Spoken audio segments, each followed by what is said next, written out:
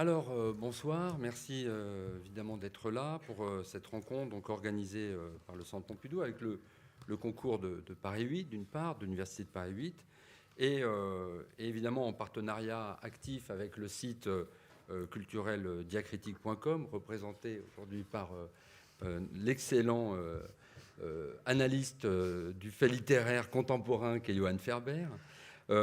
Puisque le site cultureldiacritique.com est partenaire de l'événement. Johan a traduit le texte d'Armen Avanessian et nous sommes par ailleurs diffusés en streaming sur le site diacritique.com ce soir. Donc merci évidemment à Diacritique pour cette participation active. Alors je vous présente donc nos invités de ce soir pour cette réflexion sur le contemporain et le post-contemporain. D'un côté, donc à côté de moi, Lionel Ruffel, qui est professeur de littérature comparée à l'Université de Paris 8. Vous y avez également cofondé avec l'écrivaine Olivia Rosenthal le master de création littéraire. Vous avez notamment développé ces dernières années une réflexion sur le contemporain avec deux ouvrages, un ouvrage collectif intitulé « Qu'est-ce que le contemporain ?», qui a été publié chez Cécile Defaux en 2010, qui est un ouvrage donc, collectif que vous avez co-dirigé, et surtout un essai, une vaste enquête intellectuelle sur le contemporain, qui est intitulé Brouhaha, les mondes du contemporain, publié chez Verdier au début de l'année 2016. J'en profite pour dire qu'à l'issue de cette rencontre, on pourra se retrouver à la librairie Flammarion pour signer des exemplaires notamment de Brouhaha ou d'accélération. On en parlera avec Armen. Enfin, vous organisez bientôt donc, la manifestation Theory Now, qui se tiendra donc, du 16 au 19 novembre à la Colonie, le nouveau lieu ouvert par l'artiste Kaderatia à Paris, rue Lafayette. Et donc ça, c'est à la mi-novembre. Donc ensuite, Armen Avanessian, on est ravis évidemment de vous recevoir. Vous êtes professeur invité à l'Université de Paris 8 sur l'invitation de Lionel Ruffel. Et vous êtes donc un philosophe autrichien basé à Berlin. Vous êtes l'auteur de nombreux ouvrages. Vous êtes l'auteur d'une œuvre théorique qui rencontre aussi une véritable audience dans le monde de l'art international. Votre activité de pensée qui passe aussi par des expositions, par des formes de parole, puisque vous avez par exemple organisé l'agence de renseignement Discrete qui a été montée pendant la dernière Biennale de Berlin. Et donc vous êtes associé au mouvement de pensée, notamment de l'accélérationnisme, puisque vous avez un texte publié dans l'anthologie de textes sur l'accélérationnisme, récemment publié au PUF par Laurent de Sutter et qu'on retrouvera encore à la librairie Flammarion. Donc la raison, je dirais même l'objet de votre venue ce soir, outre évidemment le plaisir que nous avons à vous recevoir à Paris, et c'est le cas évidemment aussi pour Lionel Ruffel, c'est donc la publication d'un texte écrit avec le théoricien Souhail Malik, texte que nous saluons donc en live par le streaming de Diacritique, et donc un texte qui est une sorte de dialogue, un texte collectif, qui ouvre donc un ouvrage lui-même collectif intitulé The Time Complex, Post-Contemporary, publié en allemand chez Merv Verlag et qui est maintenant consultable en français sur le site diacritique.com grâce à la traduction de Johan Ferber. J'ajoute enfin que Armen Avanessian a accepté et a préféré parler français ce soir pour faciliter en quelque sorte l'échange et la conversation. C'est un effort linguistique que tout le monde appréciera grandement. Et donc, on est heureux, évidemment, de vous entendre aussi parler en français pour le bien des échanges. Alors, maintenant que les éléments sont un peu en présence, l'idée de cette réflexion, c'est pas tellement, je dirais, d'organiser une dispute, un match, évidemment, et certainement pas une querelle entre les contemporains et les post-contemporains. C'est pas du tout ça l'objet, vous vous en doutez. Je crois qu'il s'agit au fond de profiter de cette rencontre, de cette coïncidence entre des auteurs qui se penchent activement sur le contemporain et puis Armen Avanessian qui, avec Souhail Malik, a dégagé en quelque sorte cette question du time complex, ce changement de paradigme temporel dont il va quand même nous parler, et donc d'interroger au fond notre présence, c'est-à-dire le moment dans lequel on se situe, moment culturel, moment sociétal, philosophique, moment dans lequel nous nous situons aujourd'hui, donc en explorant précisément peut-être cette fracture ou du moins cette hésitation, ce jeu de balance entre le contemporain et donc ce terme nouveau, ce terme récent, ce terme qui reste à discuter, à interroger, ce terme polémique aussi, qui est le terme de post-contemporain avancé par Armen Avanessian et Souhail Malik. Alors donc voilà, la question est là. Est-ce qu'on est en train de passer d'un changement de paradigme temporel, philosophique, ou ce post-contemporain lui-même est-il encore un des mondes du contemporain exploré par Lionel Ruffel? C'est un peu, en somme, le point de départ de notre interrogation. Alors, si vous voulez bien, on va peut-être commencer par la notion de post-contemporain. Hein, ça nous semblait un peu plus logique, c'était quand même l'intitulé de la soirée. Et peut-être de demander donc, à Armen de nous expliquer un peu l'origine, en quelque sorte, de ce terme, de sa construction, dans quel contexte, en quelque sorte, vous l'avez émis avec Souhail Malik. Oui, d'abord, merci beaucoup pour l'invitation. Et j'ai étudié ici il y a 15 ans, je crois, et j'étais toujours au Centre Pompidou. Donc, j'imagine que vous avez écouté ça à plusieurs occasions, mais je suis très fier. Je suis ravi d'être ici, même si quand on a discuté à Berlin il y a 2 mois, je crois, j'étais au milieu de cette workshop pendant 3 semaines. On a dit on va le faire en français, mais je ne savais pas que ça va être un live stream. Donc c'est encore pire pour moi. Donc excusez-moi si je tombe dans des phrases allemandes. Je suis beaucoup plus convaincante en allemand. J'aurais raison en allemand. Donc le post-contemporary, je ne sais pas, chez moi, mais ça vient d'une discussion avec Souhail Malik et d'abord, ça avait un côté polémique contre l'art contemporain. Mais peut-être c'est mieux de laisser ça un peu au fond. Parce que bon, c'était le côté polémique. Il y a plus que ça. C'est ce que le début de notre pensée, c'était cette obsession qu'on voit dans notre présent, dans notre société, avec les présents. C'est une véritable fétichisation avec les présents. Il faut vivre au présent, il faut faire du yoga, il faut faire du slow, n'importe quoi, slow food, slow, qu'est-ce que vous voulez. Donc, il y a cette idée qu'il faut changer aussi. Changement est seulement possible dans le présent. Et j'ai l'impression que cette obsession devient de plus en plus grande et en même temps, on a l'impression qu'on a de plus en plus les moyens de changer des choses.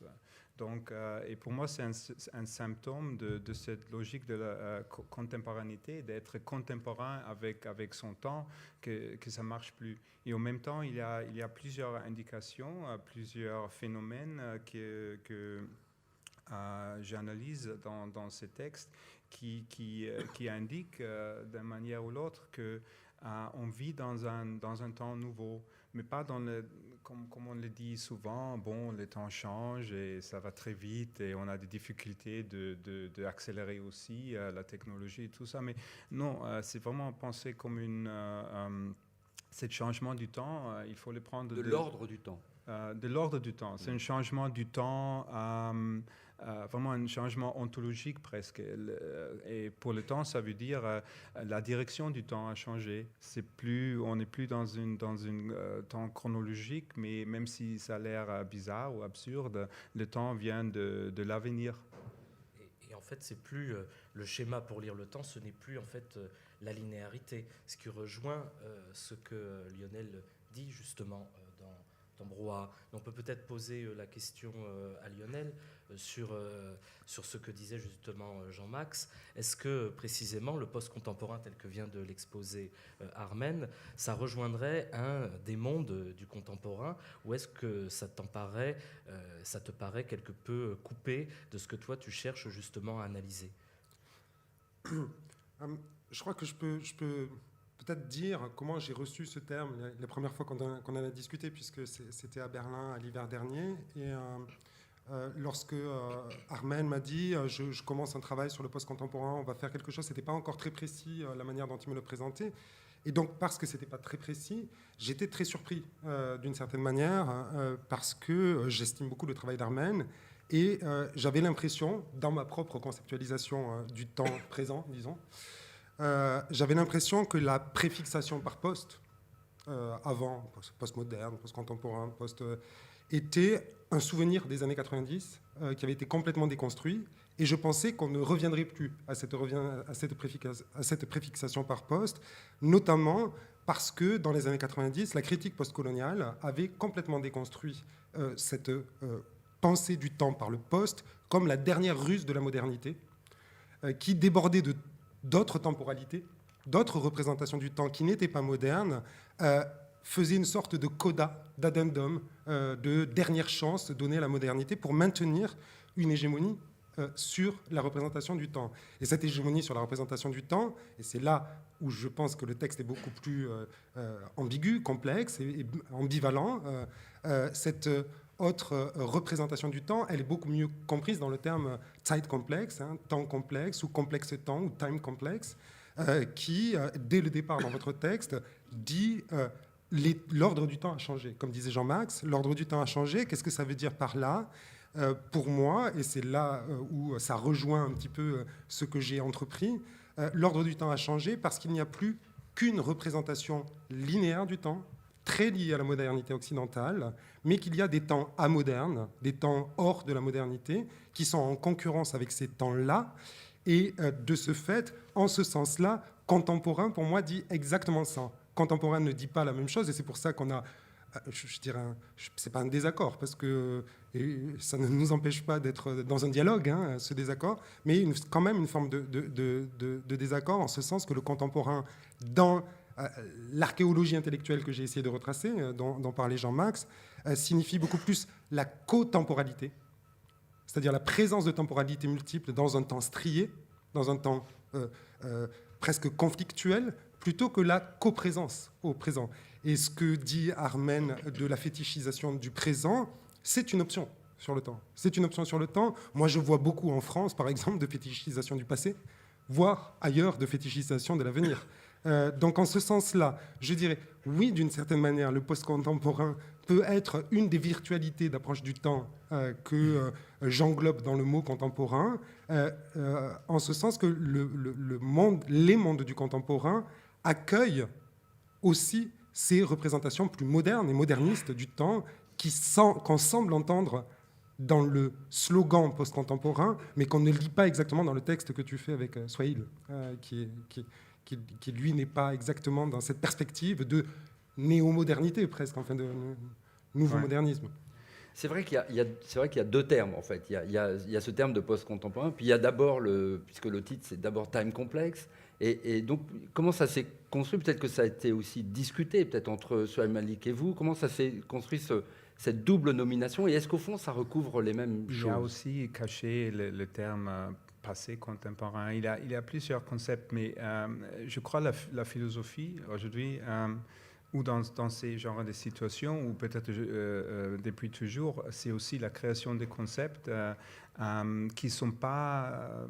il s'agit d'un processus de vérité qui n'est pas représentatif. Donc, ce n'est pas une situation sociale, politique qui est là, et après, on attache un concept et il démontre, c'est vrai, ce n'est pas une identification, c'est plutôt un essai. On produit des concepts, on voit si ça marche, si ça fonctionne, même dans une manière d'illusion.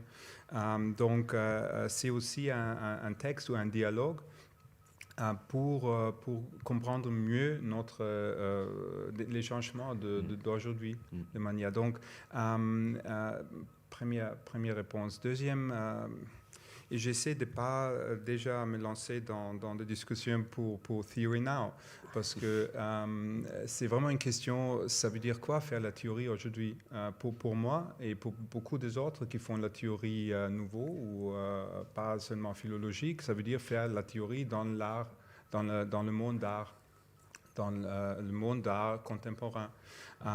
Et ça, c'est une situation avec certaines libertés, mais difficultés. Donc, encore une fois, c'est un terme polémique.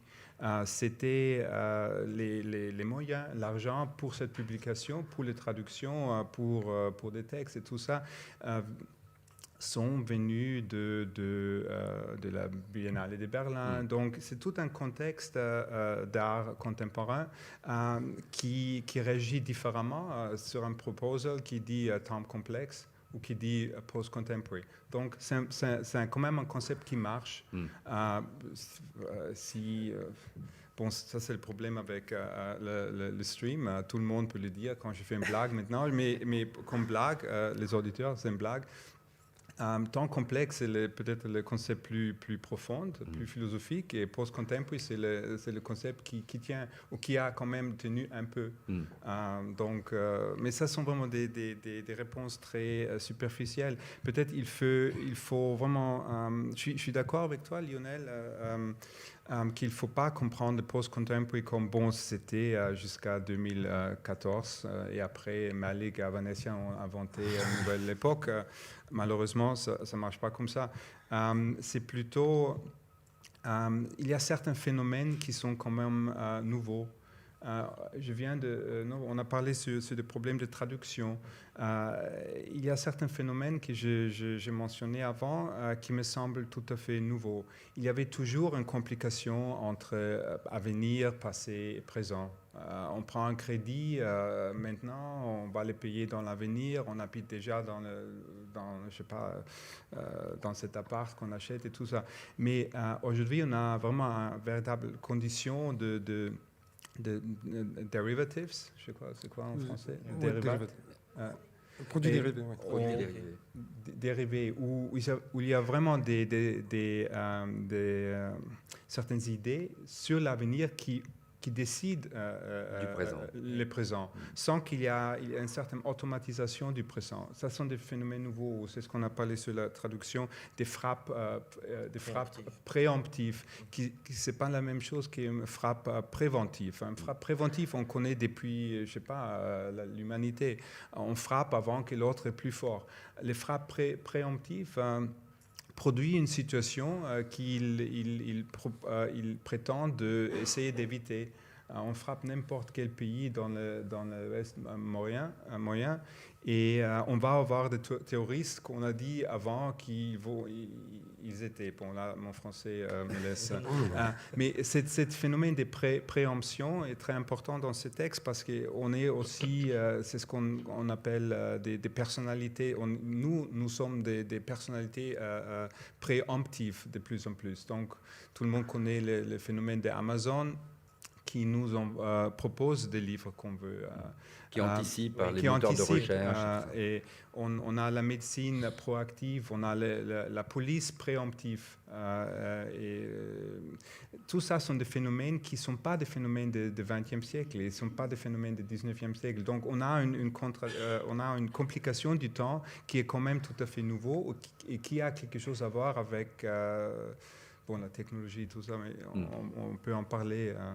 Oui, et justement, et c'est là que tu rejoindrais Lionel, j'ai l'impression que aussi bien pour les mondes du contemporain que pour le post-contemporain ou le time complexe, c'est vos critiques, tous les deux, vos pensées, elles me semblent articulées sur une plus grande saisie de l'immanence. C'est-à-dire que j'ai l'impression que c'est une critique beaucoup plus physique qui essaye de s'immerger à la fois dans la contingence et l'immanence. Je ne sais pas ce que tu en penses, Lionel.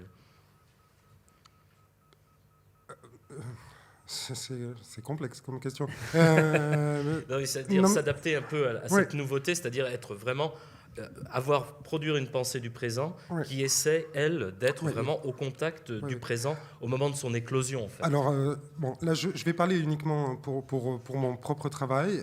Il va de soi que lorsque... son origine, elle est très simple à ce travail. C'est quand on est... nommé spécialiste de littérature contemporaine, par exemple, comme c'est mon cas, on se demande mais qu'est-ce que ça veut bien dire ce contemporain? Donc l'enquête, elle commence de là. Très vite, j'ai eu un rejet pour les approches surplombantes, qui diraient le contemporain c'est ceci, le contemporain c'est pas cela, ou le contemporain il y a ça qui est contemporain, il y a ça qui est contemporain. Notamment parce que, pour des raisons vraiment presque d'éthique de travail, ce que je voyais, c'était une élaboration complexe, pluriel, multiple, parfois contradictoire, sur ce trouble dans le temps qui nous traverse. Il y a un trouble dans la temporalité, d'une certaine manière, qui est profondément lié au fond, au fait que la linéarité successive, passé, présent, futur, est remise en cause par plein de phénomènes, dont les phénomènes que décrit Armen. Quand il parle du préemptif, de la justice préemptive ou des frappes préemptives, etc., il ne faut pas oublier que c'est aussi une présence du passé, en ce sens que c'est du data mining qui a produit ça, et que donc c'est des actions qui ont permis de modéliser un futur qui va interagir sur le passé. Donc effectivement, il y a une complexité temporelle qui a toujours existé. Je veux dire, le temps est en soi complexe. Il est multidimensionné, mais cette complexité temporelle était recouverte par une vision un peu hégémonique de la temporalité, qui est la temporalité moderne. Donc dans ce cas-là, effectivement, il n'y a que l'approche immanente ou contingente ou matérielle, presque, de cette temporalité qui me semblait être une solution intellectuelle pour l'aborder. Non plus ces visions de surplomb, j'ai beaucoup de mal avec les approches assertives, mais de manière embedded dans le réel. Et c'est en ça que j'ai toujours beaucoup estimé aussi le travail d'Armen, qui produit une théorisation à mesure qu'il la pratique, à mesure qu'il la met qu'il l'expérimente ailleurs que dans l'espace théorique habituel. Tu le disais, Armen, dans ce monde de l'art, tu n'es pas un théoricien de l'art, mais tu es un théoricien dans le monde de l'art, et il faut agir, construire des situations, élaborer des systèmes pour pouvoir les penser. Donc je pense que c'est en ce sens-là que oui, ce sont des approches, en tout cas pour la mienne, totalement immanentes, et par ailleurs non idéales. Il ne s'agit pas d'idéaliser le temps, mais au contraire de le plonger dans le dirty outside world, dans le sale monde qui nous entoure, quoi. C'est-à-dire ne pas s'exposer en fait au danger de l'essentialisme. Ah oui, ça c'est clair. Je pense que voilà, une des caractérisations de notre moment critique, de notre moment théorique, c'est en grande partie sa méfiance, qui est déjà bien ancienne, hein, mais de l'essentialisme. Pourquoi ? Parce que de toute façon, il n'y a pas un seul présent. Y compris au niveau subjectif, on est traversé par des présents divers et souvent contradictoires. Alors à l'échelle globale d'un monde où de plus en plus de personnes participent au débat, bon.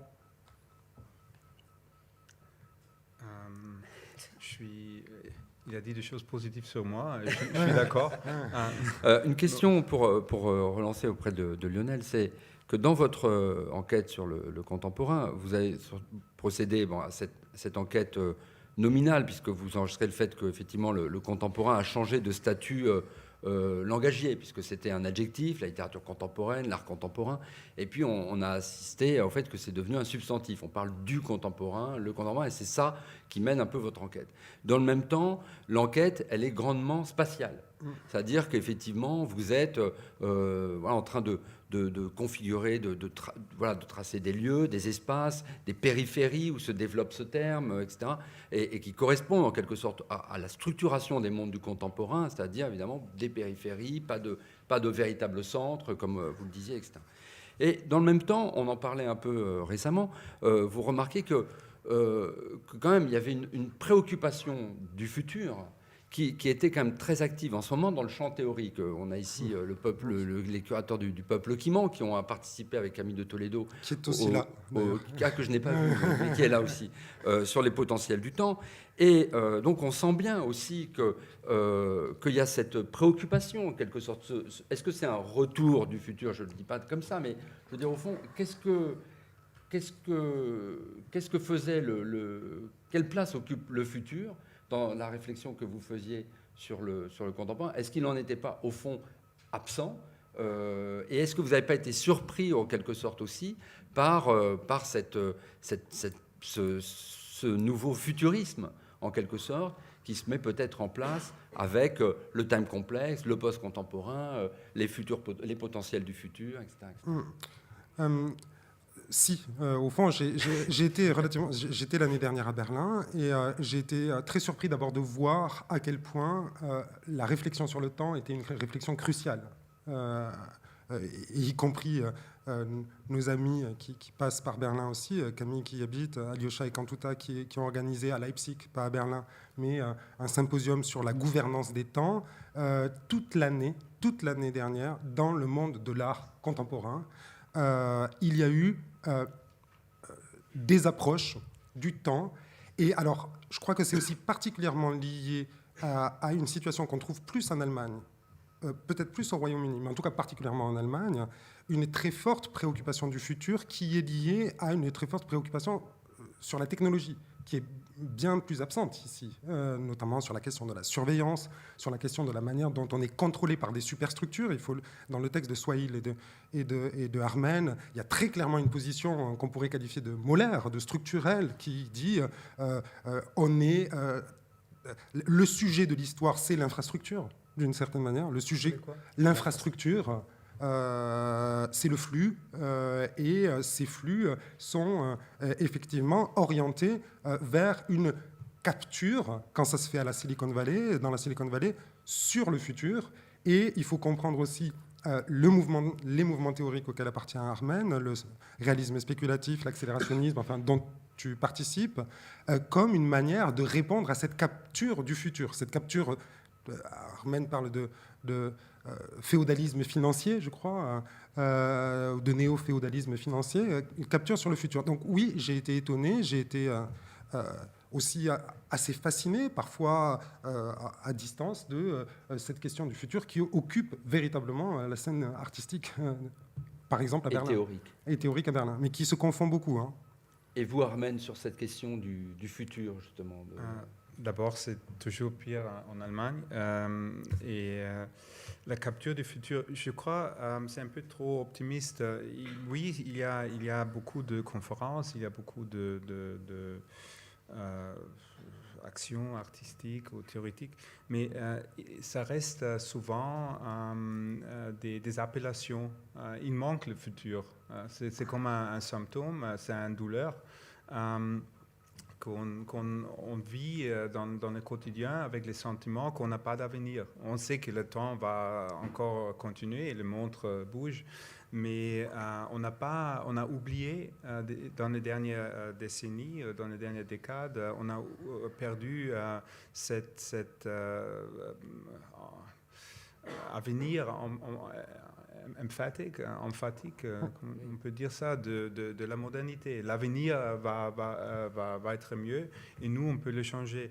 Et je crois que ça a quelque chose à voir avec des vrais problèmes technologiques. Je crois on est confronté avec un temps qui vient de l'avenir, mais c'est plus un temps humain, c'est un temps inhumain, c'est un temps technologique. Ce sont des algorithmes, ce sont des ordinateurs, ce sont des technologies qui déterminent le présent. Qui pas seulement déterminent, ça c'est encore une autre question, mais qui sont d'abord pas sous notre...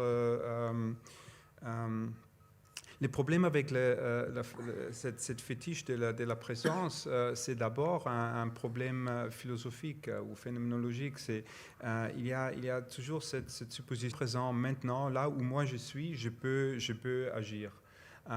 Et c'est ça qui a changé. Et on est confronté avec un temps qui est décidé sur nous, où nous, on n'est pas l'agent primaire. Si je peux dire. C'est ça un peu l'idée de time complexe, c'est le temps d'une société complexe où il y a des algorithmes, où il y a des ordinateurs qui sont plus intelligents et plus vite que nous et qui décident avant que nous, on décide. Et c'est pas quelque chose qui arrive et qui est affreux, mais c'est quelque chose qu'on affirme, qu'on veut. On veut savoir quelle maladie on va avoir, non? Je sais pas, Angelina Jolie, elle n'a pas dit, bon, ça se sent mal avec mes seins. Non, c'était des tests génétiques, un algorithme de probabilité. Elle a décidé, je vais faire cette opération avant que quelque chose arrive. Hein. Ce n'était pas elle, ses sentiments, ou Brett, ou je sais pas quoi. Non. C'est ça la direction où, dans tous les niveaux de notre vie. Où on est poussé dans cette direction, mais on a vraiment du mal. C'est pas les Français ou les Allemands ou les artistes ou les écrivains. Nous, comme espèce, je veux dire, on est habitué depuis des millénaires d'années. C'est nous qui sommes au milieu. Et ça veut dire notre présent, et c'est plus le cas. Ça devient de là aussi cette perte de l'avenir.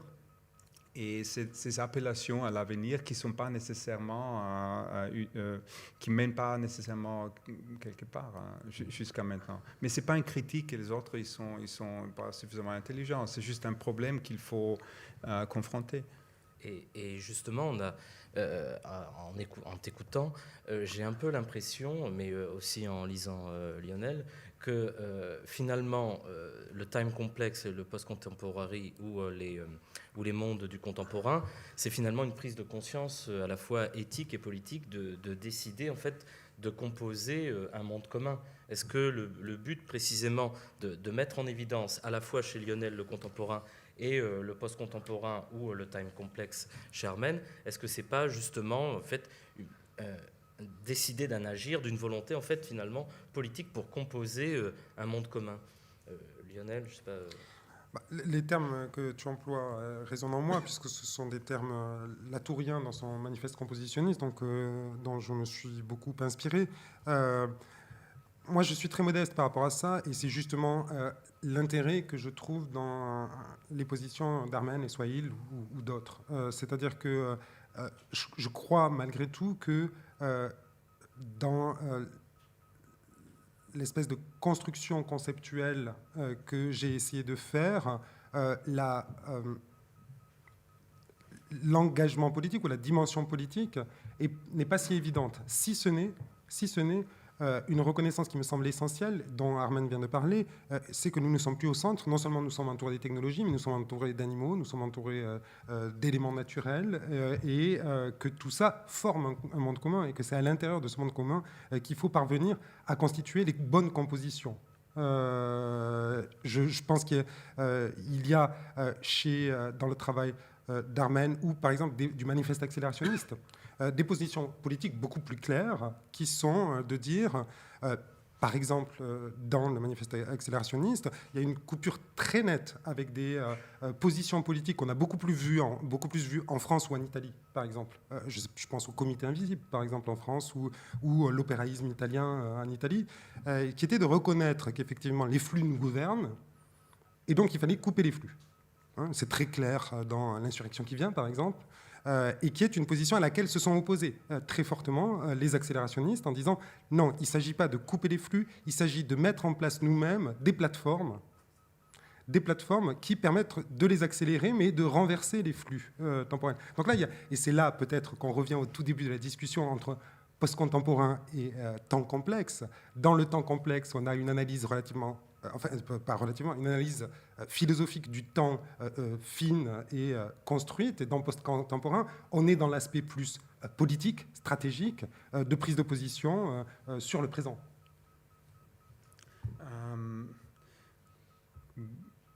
Oui,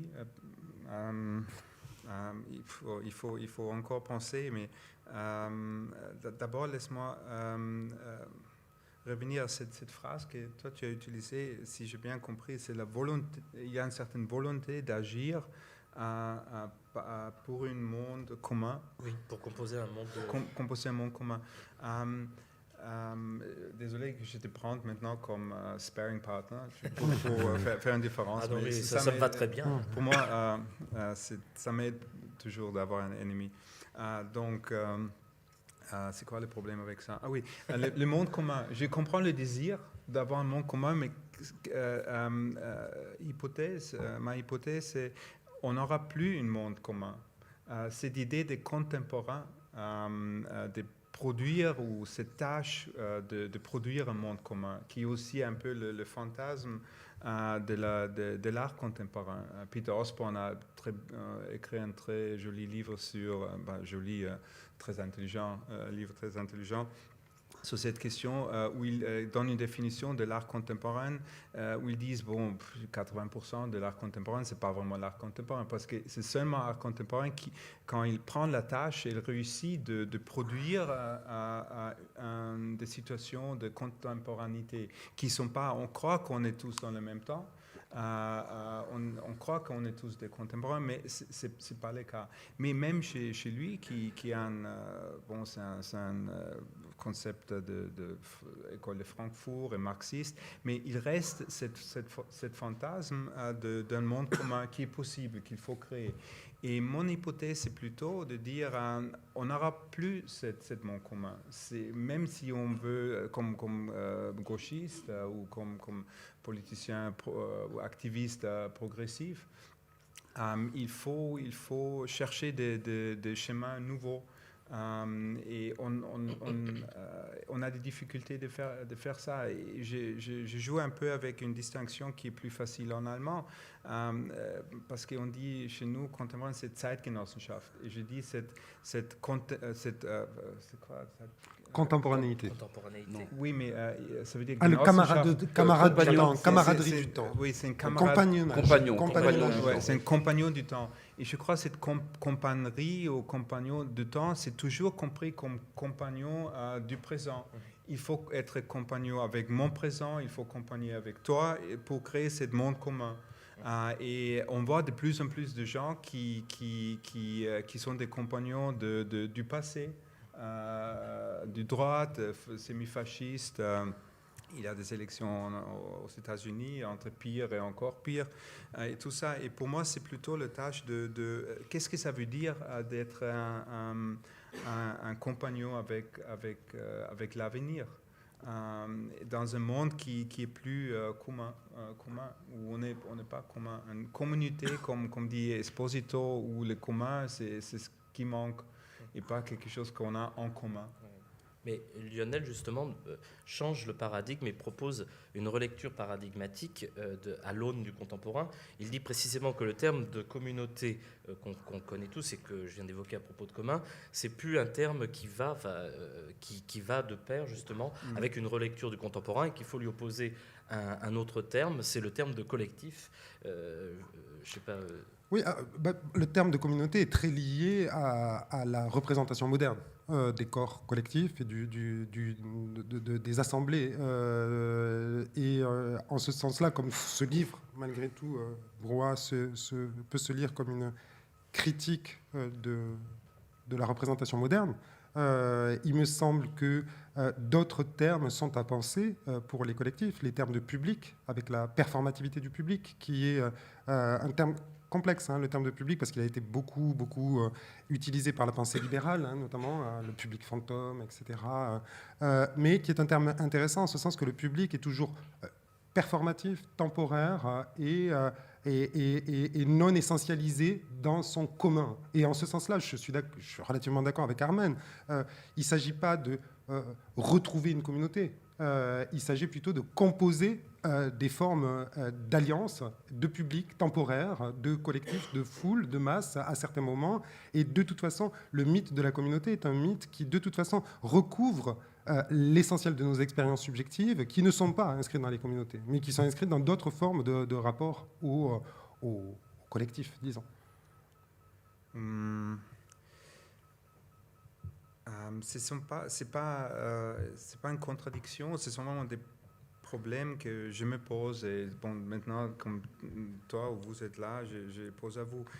Dans tout ce que tu viens de dire, j'entends encore cette idée, moi je l'appelle le fantasme 68 yards. 68 tard, oui. Super, maintenant je l'ai aussi en français.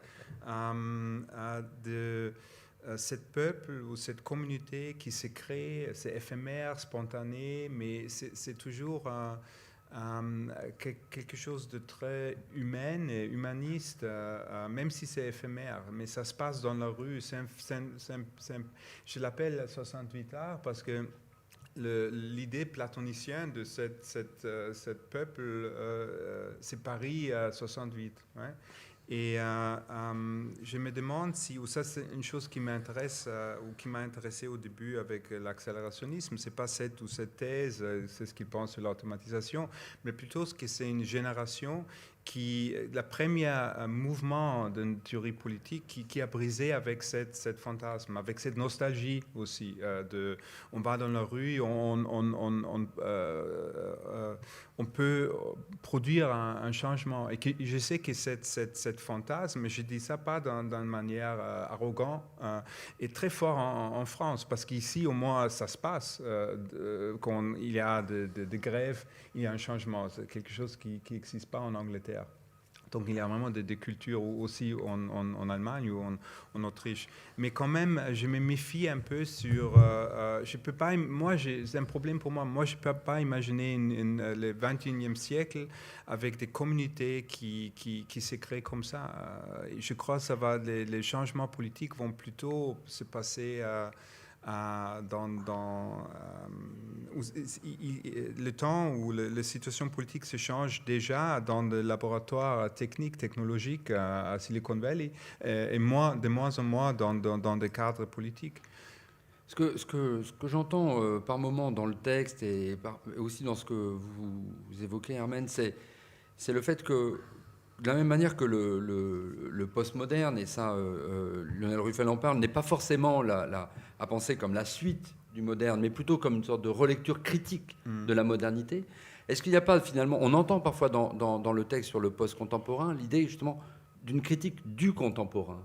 C'est-à-dire, est-ce que le post-contemporain, c'est pas la successivité, c'est effectivement le fait qu'il y a en quelque sorte, et c'est ce qu'on entend aussi un peu chez vous, c'est au fond, c'est que...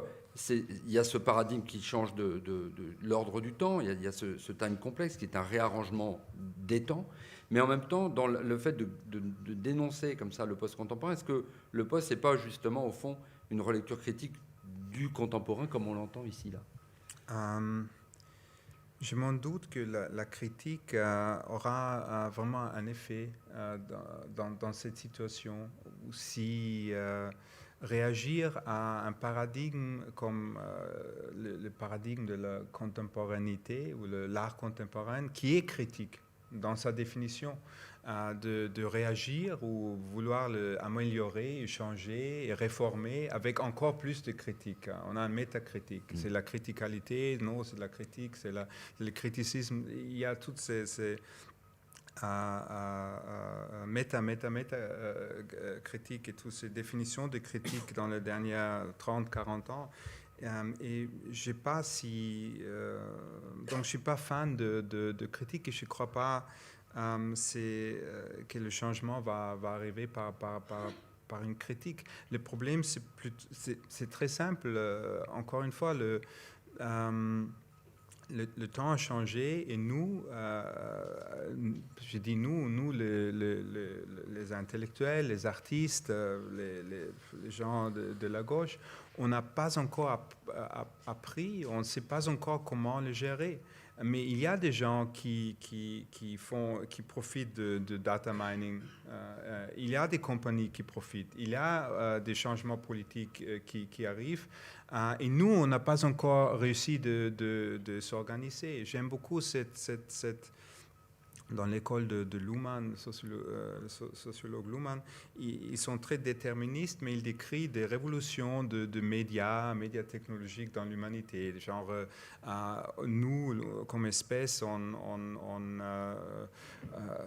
on apprend la langue, on n'est plus des nomades. Ou plus tard, on apprend à écrire, on produit de culture en Grèce et tout ça. Ou après, on invente l'imprime Buchdruck, c'est quoi? L'imprimerie. Oui, et pendant 50, 60, 70 ans, les gens croient que c'est seulement pour distribuer la Bible de manière nouvelle. Mais chaque fois, il y a vraiment un excès de sens, d'information qui fait peur.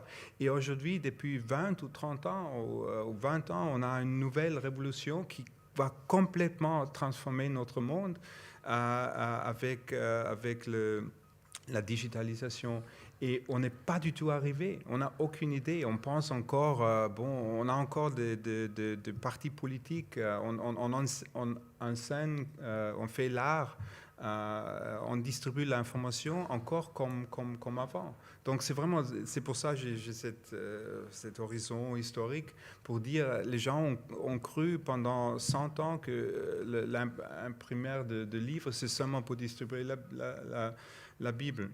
Et je crois qu'on n'est pas plus avancé avec ce qui est en face de nous. surtout la gauche. Donc voilà, moi, comme vous voyez ou entendez, je n'ai pas de réponse, mais pour moi, c'est plutôt, je me méfie de certains gestes de répondre et encore une fois chercher des réponses un peu dans le passé. Désolé pour la polémique, mais... C'est pas polémique parce que c'est absolument pas ce que je défendais tout à l'heure, puisque okay. je m'opposais au terme de communauté d'une certaine manière. Okay. Donc non, mais je suis tout à fait d'accord avec toi. La question, c'est d'agencer. Je pense que la question, c'est vraiment d'agencer des niveaux de subjectivité et donc des niveaux de réponse aussi. Et quand je parlais des publics performatifs temporaires, c'est effectivement pas celui de la manifestation qui est parfois une solution. Qui est parfois une solution. Qui est parfois une solution pour stratégiquement un moment particulier et qui répond à une situation. La complexité temporelle, c'est celle qui nous enjoint à penser justement ces différentes strates subjectives en fonction du temps qu'on habite. Parce qu'on habite plusieurs temps à la fois. Être contemporain, c'est pas être, pour moi, être collé au présent, mais c'est habiter plusieurs temps à la fois et être conscient de cette habitation de plusieurs temps à la fois, qui nécessitent des réponses non seulement diverses, mais parfois contradictoires. Et parfois, il y a quelque chose dans ce texte avec Swahili et même dans le manifeste accélérationniste, etc. Mais c'est l'objectif. Donc, on ne peut pas critiquer un objectif dans ce sens-là. Il y a quelque chose, tu sais, comme on a été inspiré, toi et moi, par Deleuze, de très molaire, c'est-à-dire cette... gros concept, grosse réponse, et effectivement, s'il y a bien une chose à laquelle je m'accorde avec toi, et je pourrais le voir par exemple dans le champ qui m'est le plus cher d'une certaine manière d'investigation, qui est la littérature, on traverse une période de transformation profonde, pas des systèmes de publication par exemple, mais de la notion d'auteur, de la notion de propriété, du rapport presque aussi fondamentaux que ceux qui ont amené à la théorisation du livre de l'auteur au XVIIIe siècle. Donc ça, de fait. Et les réponses ne sont pas faciles à trouver. Donc moi, j'ai reçu le travail du manifeste accélérationniste avec lequel je suis relativement peu en accord, théoriquement et philosophiquement, mais je l'ai reçu comme... un allié. Voilà, on a des alliés, il y a des gens qui tout d'un coup prennent à bras le corps ce truc qui, moi, m'ennuierait de ne penser qu'à ça. Je veux dire, de ne penser qu'à la data, de ne penser qu'à la technologie, etc. Vraiment, c'est une vision hyper paranoïaque. D'ailleurs, vous pourrez voir le film Hyperstation que tu as fait avec Christopher Roth. Oui, Christopher Roth, à la colonie bientôt. Et c'est assez intéressant de voir une alliance vraiment entre, d'un côté, des geeks britanniques, de l'autre, le monde de l'art contemporain, autour quand même de la science-fiction, avec vraiment la science-fiction qui est le background, Ballard revient tout le temps dans les discussions, qui est le background théorique. Donc on est à nouveau plutôt dans une réactivation, c'est vrai, un peu du paradigme science-fictionnel, parce que la science-fiction est tellement là qu'il faut y répondre. Ça aurait été ma question suivante, la question de la science-fiction, justement, dans ce réarrangement du temps. Je serais curieux de vous en entendre parler. Ballard qui était mentionné, il dit une chose, pas dans le film, mais on a pris cette morceau de YouTube. Il dit il était intéressé à la science-fiction, mais pas le space travel, n'importe quoi, mais la science-fiction des prochaines 5 minutes. Et il a dit qu'il faut penser, et ça c'est très important pour moi, on peut seulement comprendre le présent par la science-fiction, par l'avenir. Donc, d'une certaine manière, ces idées-là sont aussi inspirées par Ballard mais le science ou Foucault qui a des fois fait des blagues sur son travail, qui fait un peu le science-fiction.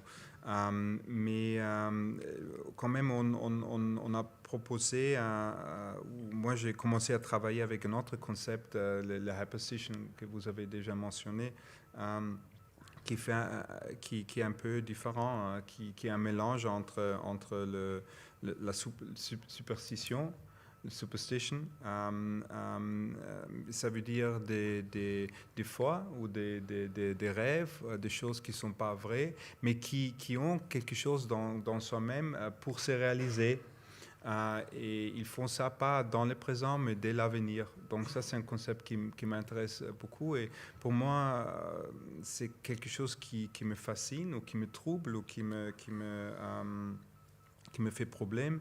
Ça veut dire, comment est-ce qu'on peut faire la théorie si le temps vient de l'avenir? Je décris quoi? Je fais des spéculations, n'importe quoi sur l'avenir. Je vois dans le passé. Ça veut dire quoi produire des textes, produire des concepts si les choses s'approchent? C'est une forme de divination ou d'invention. Donc aussi mon travail sur la postition où déjà peut-être vous voyez que mes réponses sont pas si claires. Ça vient de ce problème de réagir à une réalité qui est pas encore là. Mais je suis tout à fait d'accord avec Lionel sur qu'on partage plusieurs temporalités. On vit dans plusieurs, je crois, en plusieurs lieux aussi. C'est embêtant si on reste d'accord, quoi. C'était pas ce qui était prévu, quoi. Non, mais il y a aussi une manière. J'avais peur que je traduis la manière de discuter très fort en allemand. On est toujours très mal poli. Que ça se traduit dans mon français qui le fait encore pire. Donc, mais je suis d'accord avec la plupart des choses que tu dis. Alors, on aurait bien voulu vous entendre parler peut-être de l'art contemporain, en fin de compte, mais je pense qu'il est peut-être plutôt l'heure de laisser la parole au public, s'il y aurait comme ça des questions. Ça vous laisse peut-être le temps de préparer peut-être quelque chose sur l'art contemporain. Je vous remercie en tout cas tous les trois de cet échange, et puis évidemment, parole au public pour continuer cette discussion, s'il y en a.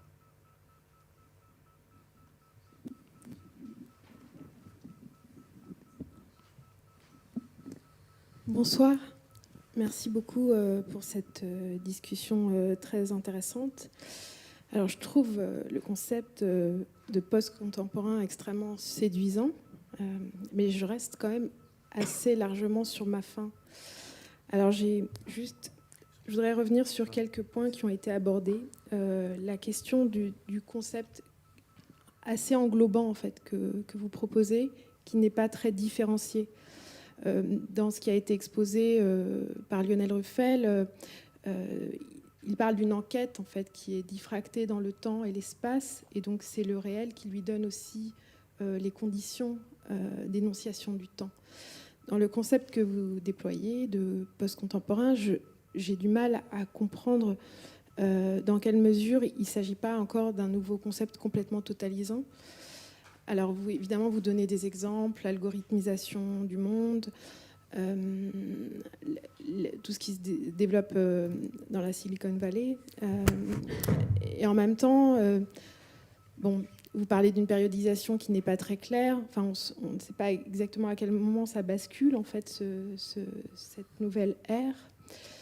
Et puis, il y a quelque chose aussi qui est un peu étonnant, c'est est-ce que ce concept permet de décrire un ordre du temps qui vient d'une biopolitique et donc du pouvoir, ou est-ce qu'il y a une possibilité d'en dehors à ce pouvoir? Évidemment, Foucault nous a dit qu'il n'y a pas d'en dehors au pouvoir, mais vous rejetez d'un revers de la main toutes les politiques de la multitude. Et du coup, j'ai du mal à comprendre exactement en quoi ce concept nous sert à qualifier des possibles, ou en quoi il se situe du côté des infrastructures uniquement, quoi. Enfin, c'est juste une interrogation. Bon, il y a des questions difficiles et des questions difficiles. Ça, c'est une question difficile parce que, avec la plupart de votre critique, si je peux dire, vous avez raison. Je peux me permettre seulement dire, c'était un dialogue qu'on a fait dans le train parce qu'on n'a jamais le temps d'être sur la même place. Et on a fait une présentation d'un livre. Au lieu de faire une présentation d'un livre, on parle sur le livre qu'on a fait. On se disait, bon, tiens, tu vois, c'est ce qu'on va faire. On va présenter le prochain livre. On a inventé un livre. Et c'est le résultat de cette conversation aussi polémique. On regarde avec le lieu où ça va être publié, la Biennale à Berlin, de 10 magazines, une certaine génération post-Internet qui est aussi très tech-savvy, qui sont très digital natives, qui sont en rapport avec les technologies, mais qui sont vus comme pas trop politiques. Donc c'est aussi un livre ou un texte polémique, une intervention. Et vous avez tout à fait raison qu'il y a beaucoup de choses qui ne sont pas suffisamment travaillées. C'est pas un livre comme le livre de Lionel. Bon, mais quand même, je ne veux pas seulement m'excuser, me cacher sur le plan mais c'est en réalité quand même. Et je crois que ça a aussi une certaine importance qu'on invente des concepts sur des situations, conditions difficiles, et pour essayer que ça marche, pour avoir les critiques comme les vôtres. Avec la multitude, je crois que c'est un peu l'impression qui trompe. C'est pas aussi, c'est ce que toi tu as dit avant, Lionel. Il ne s'agit pas de seulement s'occuper des algorithmes. Il faut pas. La solution, c'est pas que nous on commence à apprendre de programmer et tout ça. C'est plutôt dans les termes d'accélérationnisme, mais je ne peux pas me lancer dans ces débats-là, de prendre de problèmes concrets, locaux aussi de la multitude, mais comprendre que c'est nécessaire, l'abstraction est nécessaire, et on ne peut pas rester dans le niveau peut-être de la multitude. C'est plutôt ça, et c'est pas un contre. C'est pas un abandonnement de tout ce qui était fait avant. Pour moi, l'accélérationnisme, ça vient ou philologiquement, c'est très clair, ça vient de Deleuze. C'est un deleuzianisme qu'on peut partager ou pas. La plupart du monde ne partage pas, mais c'est un deleuzianisme. Si je peux me permettre d'ajouter quelque chose, parce que je pense qu'on ne l'a pas fait jusqu'à maintenant, de vraiment contextualiser aussi le texte un peu plus profondément. Mais il m'a semblé que ce texte, et peut-être ça intéressera le public dans un centre d'art contemporain, ce texte fait aussi suite à un texte de Swahil Malik qui s'appelle Reasons to Destroy Contemporary Art, les raisons pour détruire l'art contemporain, qui est un texte...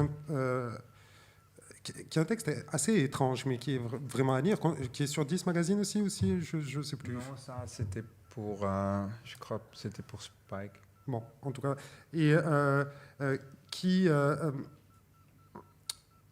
là aussi, je trouve qu'il aborde assez bravement, je veux dire assez courageusement, une question qui est complexe, que moi je qualifie dans mon livre de contemporain double, quand je parle du monde de l'art contemporain.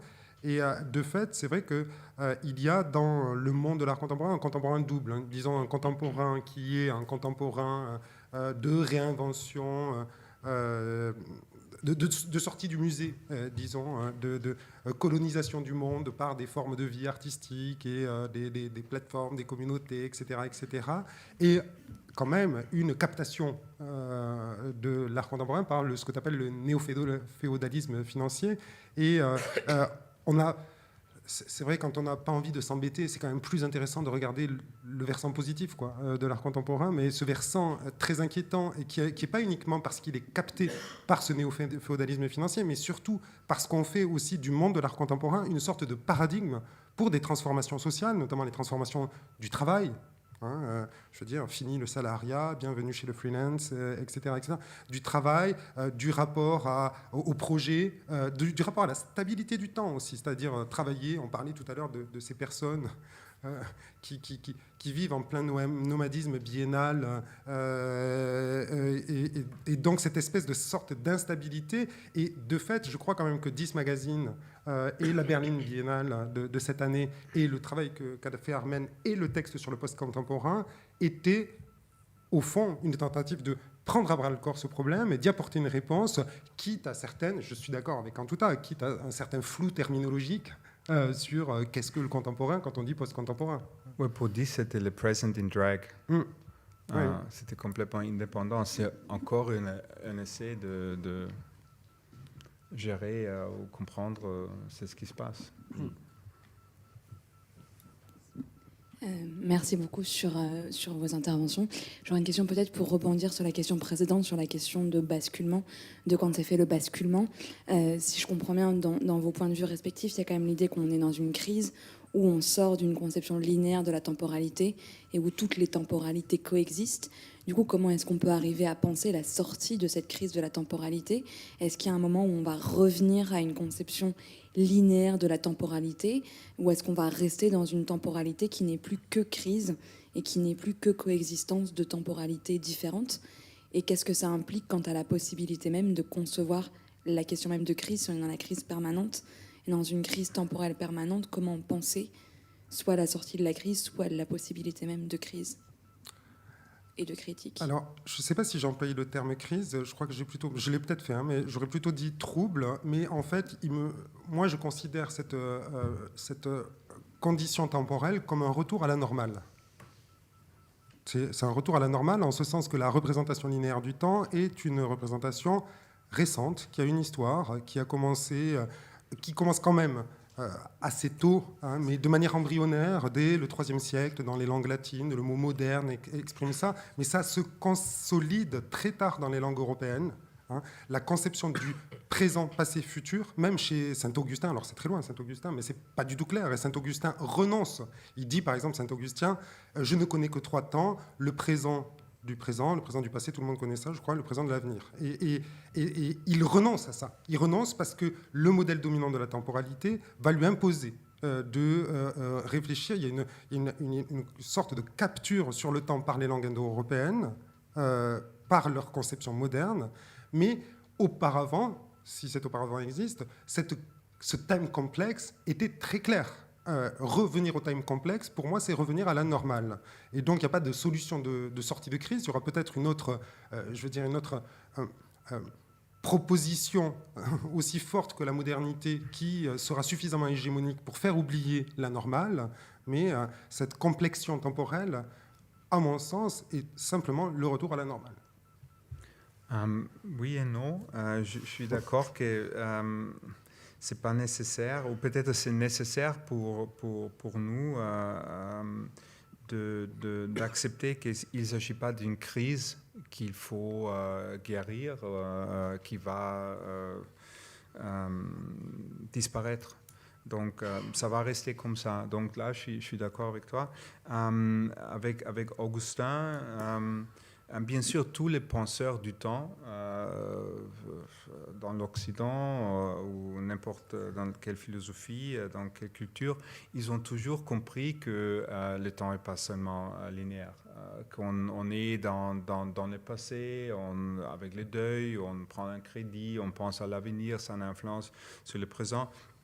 Bien sûr, ça c'est pas nouveau, mais c'est ce que moi je crois, c'est ce qui est vraiment nouveau aujourd'hui, qu'il y a la dominante,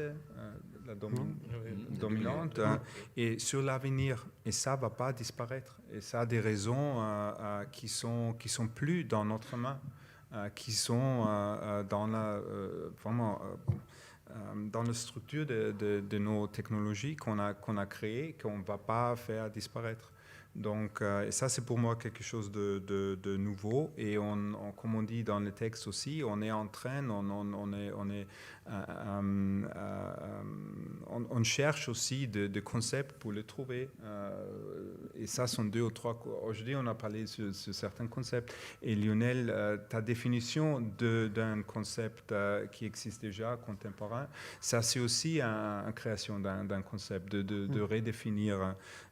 Et je crois que ça sont des symptômes de cette nouvelle situation qui n'est pas une crise, mais qui va, qui va rester. Et c'est vraiment, peut-être il faut le dire encore plus fort, c'est dangereux de croire qu'il s'agit d'une crise. Parce que de plus on croit ça, de plus on s'oriente à, bon, il faut mettre le temps derrière. Hein. Avant, c'était mieux. La normalité était, je sais pas, dans les années 60 ou 70. Mais toute cette situation sociale, mais aussi économique, n'existe plus. Et ça va plus jamais revenir. Hein. On va avoir des automatisations, on va avoir des masses de unemployed. Chômeurs. Et tout ça. Et là, il faut trouver des solutions. Et c'est ce que notre politique officielle fait, de gauche ou de droite. C'est un peu le prendre comme une crise qu'on peut faire disparaître si on va retour quand la France profonde était encore, ou en Allemagne, c'est le rheinische Kapitalismus des années 60, 70. Et toutes ces illusions de la passé. Et ça, c'est pas une politique de l'avenir, je crois.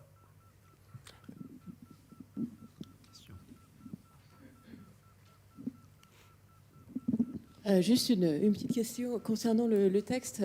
Il me semble qu'à un endroit, il y a une sorte de critique de l'expérience esthésique, pas esthétique, mais esthésique de l'art contemporain et du coup de son lien au présent, à l'immédiateté, etc. Mais en même temps, il m'a semblé que dans la Biennale, il y a quand même des œuvres qui sont énormément dans le display, qui vont un peu, comment dirais-je, créer une sorte d'augmentation de la perception, enfin des pièces de vidéo notamment. Hein. Et du coup, j'ai l'impression qu'on nage parfois en pleine hyperesthésie. Et du coup, comment est-ce que vous qualifieriez ces œuvres par rapport à la façon dont vous décrivez comment dirais-je Bon, la réponse méta absurde, ironique, sera que ça, c'est une question contemporaine, parce que vous demandez les théoriciens de défendre les œuvres d'art qui étaient 300 mètres où moi je travaillais un peu. Donc moi, je n'ai rien à voir avec ça. Donc il faut, pour moi, de travailler dans l'art, et pas faire le mistake, c'est quoi Des erreurs. Les erreurs des philosophes dans l'art contemporain veut dire de ne pas me faire le théoricien de l'art. Je suis d'accord qu'il y avait des œuvres qui étaient comme ça, mais ça ne me regarde pas trop. Parce que moi, pas un jugement de valeur vis-à-vis des œuvres du tout. Pardon ? C'était pas du tout un jugement de valeur vis-à-vis des œuvres. C'était simplement l'écart, comment dirais-je, de ce qui est notifié dans le texte à un moment donné où on parle de, comment dirais-je, de l'hyper-présent de l'expérience esthésique dans l'art contemporain. Bon, dans ce cas-là, je dirais oui, c'était encore une biennale trop contemporaine, trop esthétique. Et je suis sûr que ça se vend très bien. Et toutes les discussions sur la génération post-Internet et tout ça, pour moi, il y avait un potentiel de faire un art différent. Et ça veut dire un art qui se distribue différent. Pas un art qui est plus bleu ou des vidéos plus courtes ou longues. Ou, pas un art qui a l'air... qui a un physique ou qui donne des sentiments différents, mais un art qui fait des choses différentes, réellement, qui produit une distribution, une économie différente. Et là, cette génération post-Internet n'a pas vraiment réussi. Hein. C'est l'art qui se vend bien, qui va dans les galeries, dans le biennale et tout ça, et votre observation est très, très correcte.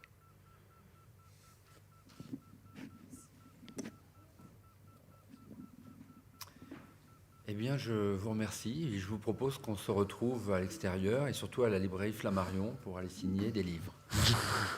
Merci, bonne soirée. Merci.